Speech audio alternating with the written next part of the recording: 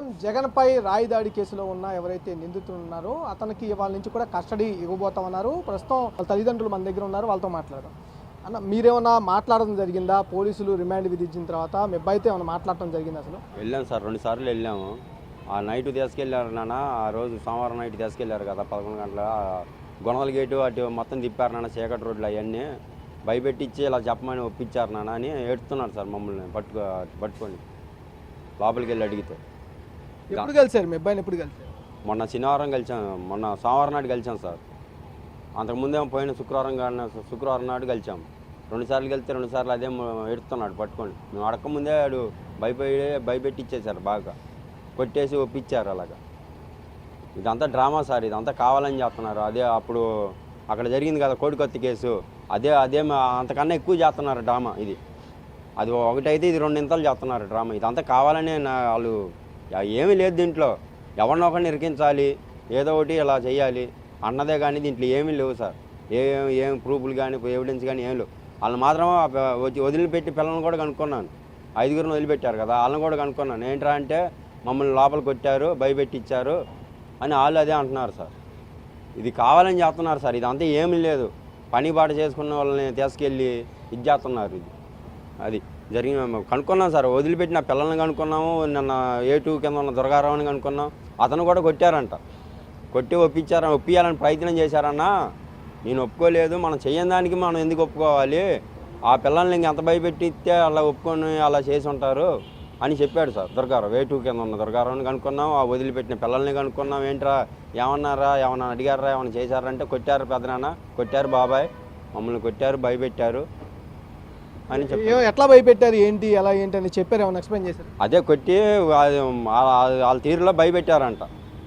అది అలాగే చెప్పారు. ఆ పిల్లలు కూడా వదిలిపెట్టిన పిల్లల్ని కూడా కనుక్కుంటే వాళ్ళు అదే చెప్పారు. ఏమన్నా అడిగారమ్మా పిల్లల్ని, ఏమైనా మాట్లాడారు పిల్లలతో? అమ్మాయి నేను వెళ్ళలేదు సార్, మా వారే మాట్లాడారు. మీ కొడుకుతో మాట్లాడారా? ఏమన్నాడు మీ అబ్బాయి అసలు? ఇదే చెప్పాడు సార్, నైట్ తీసుకెళ్లారు, స్టేషన్లో కూడా ఉంచలేదమ్మా, అటు తెల్లవారుదలు తిప్పారు, ఒప్పుకోకపోతే నన్ను గన్నలు పెట్టి పేల్చేద్దామని అన్నారు, బెదిరించారు, అందుకే ఒప్పుకున్నాను నేను అనేసి అన్నాడు బాబు. ఆయన మీద రాయి సిరాయిస్ అంత ధైర్యం మాకు ఆడిది. మాకు ఇది లోపలికి తీసుకెళ్ళి భయపెట్టించారంటున్నారు సార్. పిల్లల్ని కూడా కనుక్కున్నాం, వదిలిపెట్టిన పిల్లల్ని. మాకంటే ఈ లాక్డౌన్ ఏం తెలియదు. పొద్దున్న లేకపోతే పనులకి వెళ్తాం, సాయంకాలం వస్తాం, మధ్యాహ్నం తింటాం, మళ్ళీ పండుకుంటాం, మళ్ళీ పొద్దున్న పని ఎటుందని చూసుకుంటాం, పనికి వెళ్ళిపోవటం అంతవరకే. కానీ రాజకీయాలని ఇవన్నీ ఎప్పుడు తిరిగిన వాళ్ళం కాదు, ఎప్పుడు చేసిన వాళ్ళం కాదు సార్. మాకు తెలియదు ఈ విషయాలు. అబ్బాయి అలాంటి వాడు కాదండి. ఆ అబ్బాయి కొంచెం ఆరోగ్యం కూడా పని చేయదు. ఒకరోజు అయితే ఒకరోజు ఇంట్లోనే ఉంటాడు, అలాంటి పని చేయడు. వెళ్తా వాళ్ళ నాన్నగారు అప్పుడు పనికి వెళ్తా, లేదంటే ఇంట్లోనే ఉంటాడు ఎక్కువ శాతం. ఆ అబ్బాయికి ఆరోగ్యం కూడా పని చేయదు. అలాంటి వాడు కాదు అసలు. మేము అలాంటి వాళ్ళం కాదు. పొద్దునైతే కష్టపడే వాళ్ళం మేము. మమ్మల్ని ఏదో రకంగా ఇరికియాలనే చేస్తున్నారు. ఇదంతా పూడబొట్టాలని చేస్తున్నారు. కేసు విచారణ మీద అనుమానాలు ఏమైనా ఉన్నాయా? పోలీసులు విచారణ చేస్తా ఉన్నా, దాని మీద అనుమానాలు ఏమైనా? అంత అనుమానమే, అంతా మాకు అనుమానమే.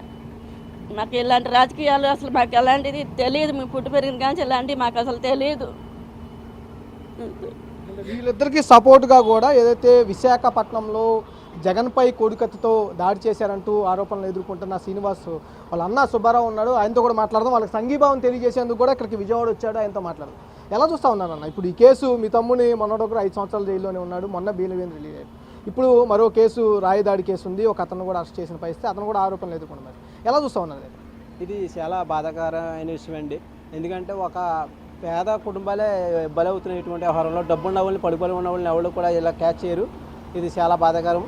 అందుకని ఈ గులకరాయ్ సతీష్ వాళ్ళ ఫ్యామిలీని సంఘీభావం తెలిసి, అదే మాకు సలీం గారు 5 సంవత్సరాల నుంచి ఎలాగైతే కష్టపడి మా కేసుని ఒకరికి తీసుకొచ్చి చేశారో, అలాగే అయ్యా మీరు ఈ కేసు కూడా తీసుకుని మీరు జాగ్రత్తగా చేయండి అని చెప్పేసి నేను చెప్పడం జరిగిందండి. అలాగే ఫ్యామిలీని కూడా మా సలీం గారు నమ్మండి, నేను కూడా 5 సంవత్సరాలు అలాగే నమ్మి ఉన్నాను, బాగా న్యాయం చేశారని చెప్పడానికి సంఘీభావం చేయడానికి వచ్చానండి. ఇది చాలా దారుణం.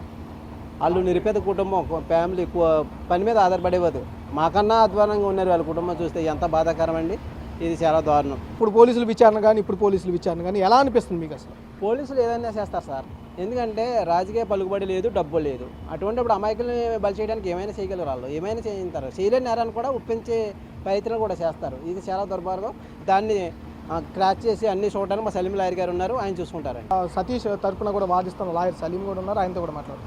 ఎలా చూస్తా ఉన్నారు సార్? నిన్న కస్టడీకి కూడా 3 రోజులు ఇవ్వడం జరిగింది. అసలు ఆ కస్టడీకి సంబంధించిన దాంట్లో ఏం అంశం ఉన్నాయి సార్? కస్టడీలో 3 దినాల కండిషన్ సేమ్ కండిషన్స్ ఉన్నాయి. మార్నింగ్ టైమే చేయాలి, 10:30 to 5 వరకు ఇంట్రాగేషన్ చేయాలి. మరి నైట్ చేయరాదు యాక్చువల్లీ, ఎందుకంటే పోలీసు వాళ్ళు మ్యాక్సిమం నైట్ ఇంట్రాగేషన్ చేస్తారు, వాళ్ళని నిద్రపోయి ఇయ్యారు. సో అది టార్చర్ చేస్తారు, అది చేయరాదని ఆ కండిషన్ ఉంది.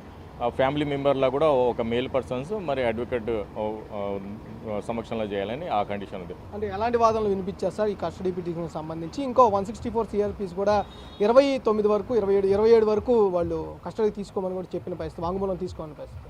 ఎలా చూస్తా ఉన్నారు? లేదు, జడ్జ్కి ఒక కోర్టుకి కన్విన్స్ చేశాం. మీరు హై హ్యాండెడ్గా పోలీస్ వర్షన్ని మీరు కన్సిడర్ చేస్తున్నారు, పిటిషనర్ సైడ్ మీరు కన్సిడర్ చేయటం లేదు.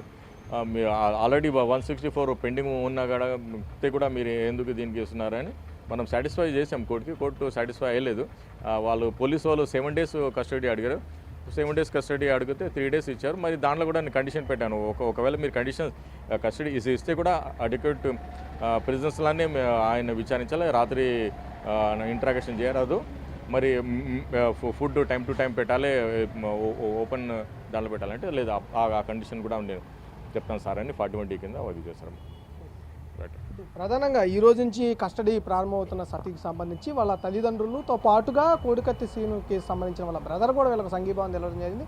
ఇక్కడ సబ్ జైలు వద్దకు రావడం జరిగింది. లాయర్ సలీంతో పాటు మరికొద్దిసేపట్లో అయితే విచారణకు వీళ్ళు కూడా వెళ్ళబోతా ఉన్న పరిస్థితి కూడా కనిపిస్తూ ఉంది. ఒకటే చెప్తా ఉన్నారు తల్లిదండ్రులు క్లియర్గా, ఏదైతే కోడికత్తి సీను కేసులో ఏదైతే అమాయకుడిని ఇరిగించే ప్రయత్నం ఏదైతే చేశారో అదే సేమ్ రిపీట్ ఇక్కడ చేయబోతున్నారంటూ కూడా తల్లిదండ్రులు ఆవేదన వ్యక్తం చేస్తున్న పరిస్థితి కూడా కనిపిస్తూ ఉంది. సురేష్తో మల్లికార్జున, బిగ్ టీవీ.